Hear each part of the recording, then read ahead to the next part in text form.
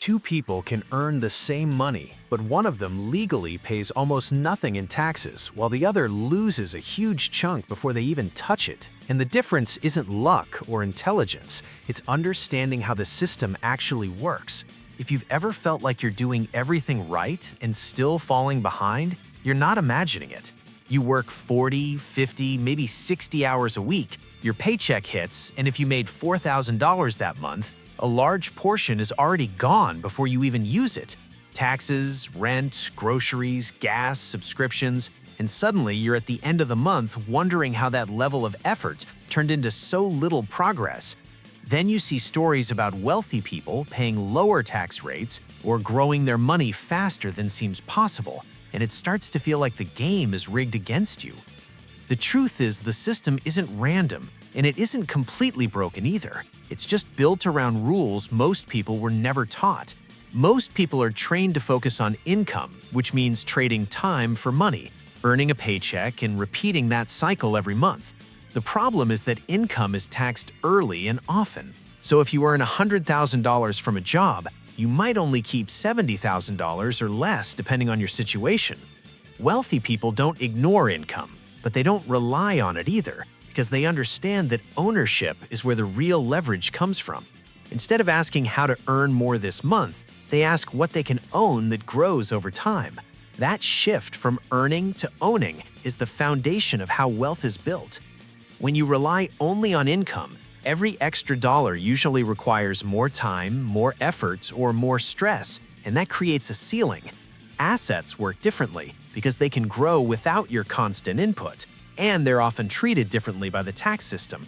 An asset is anything that can increase in value or produce income over time, like stocks, real estate, a business, or even something like a digital product.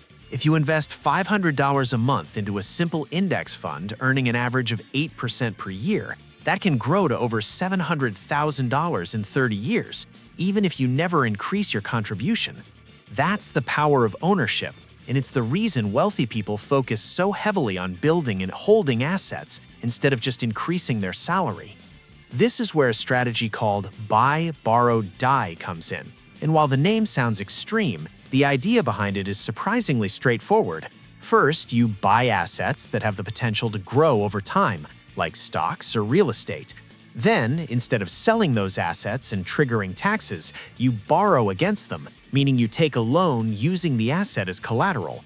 For example, if someone owns $1 million in stocks, they might be able to borrow $200,000 against it, and that money isn't treated the same way as a paycheck because it's technically debt.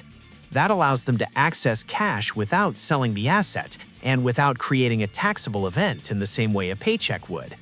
The final part, die, is less about strategy and more about how the system handles inheritance. When certain assets are passed down, their value is often reset for tax purposes, which can reduce or even eliminate taxes on gains that built up over time.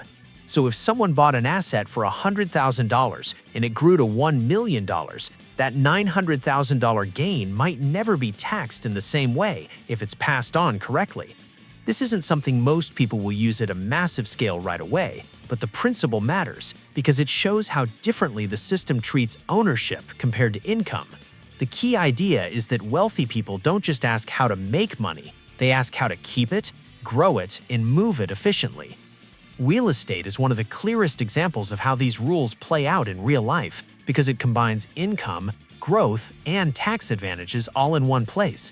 A rental property can generate monthly cash flow, increase in value over time, and provide tax benefits at the same time.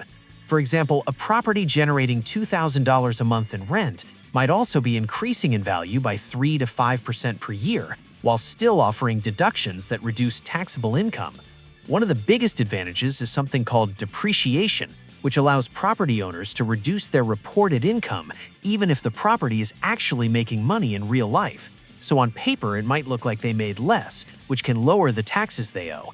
There's also a strategy called cost segregation, which is just a more advanced way of breaking a property into parts so certain components can be written off faster. Instead of treating an entire building as one asset over 27 or 39 years, things like flooring, appliances, or fixtures might be depreciated over shorter periods. In some cases, that can create large deductions early on, which can significantly reduce taxable income in the first few years of ownership. And when investors decide to sell, they often don't just cash out and pay taxes immediately. They use something called the 1031 exchange, which allows them to roll the proceeds into another investment property and defer taxes into the future. The pattern you start to see is that it's not always about avoiding taxes completely, it's about delaying them, reducing them, or structuring them differently so more money stays invested longer. For people building businesses, there's another rule that can have a massive impact if it's understood early enough, and it's called Qualified Small Business Stock, or QSBS. Under the right conditions, if you build or invest in a qualifying company and hold it for a certain number of years, you may be able to exclude a large portion of the gains when you sell. For example, someone who builds a company and sells it for $5 million could potentially exclude up to $10 million in gains, depending on how everything is structured, which is a huge difference compared to being taxed normally. The important part is that this only works if the business is set up correctly from the beginning, which is why structure matters so much. Two people can build nearly identical businesses, generate the same revenue, and still walk away with completely different outcomes simply because one understood the rules earlier.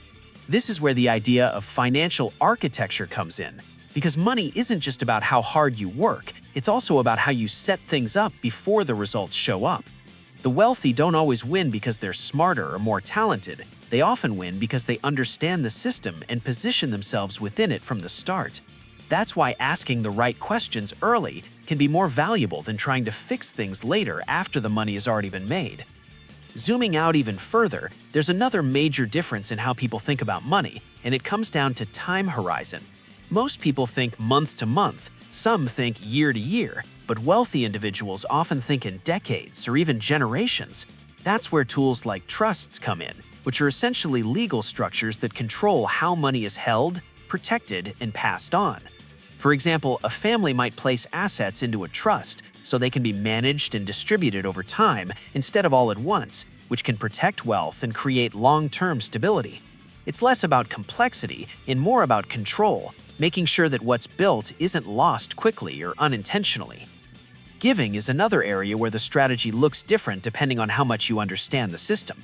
Most people donate cash, which is simple and generous, but wealthy individuals often donate appreciated assets like stocks instead. If someone bought stock for $10,000 and it grew to $50,000, selling it would normally trigger taxes on the $40,000 gain, but donating the stock directly can allow them to support a cause while potentially avoiding that tax event. This is why tools like donor-advised funds exist, because they allow people to plan their giving in a more structured and efficient way while still making an impact. If all of this feels overwhelming, it's important to bring it back to something practical, because you don't need millions of dollars or complex structures to start applying the core ideas. The first step is to stop thinking only in terms of paychecks and start asking what you're building that can grow over time. That could be something as simple as consistently investing $200 a month into a retirement account, building a small side business, or developing a skill that increases your earning potential without requiring more hours. The second step is to learn the basic rules that affect everyday people, like how retirement accounts work, how capital gains are taxed, and how compounding builds over time. The third step is to think longer term than feels natural, because wealth is rarely built in one big moment. It's built through small, consistent decisions that don't look impressive at first. Choosing to invest instead of spend, choosing to learn instead of ignore, and choosing to own instead of only earn can create a completely different outcome over time. The reason the financial world feels unfair to so many people is because most were never taught how it actually works, not because they're incapable of understanding it. Once you start learning the rules, things that once felt confusing begin to make sense, and the system starts to feel less like a trap and more like a tool.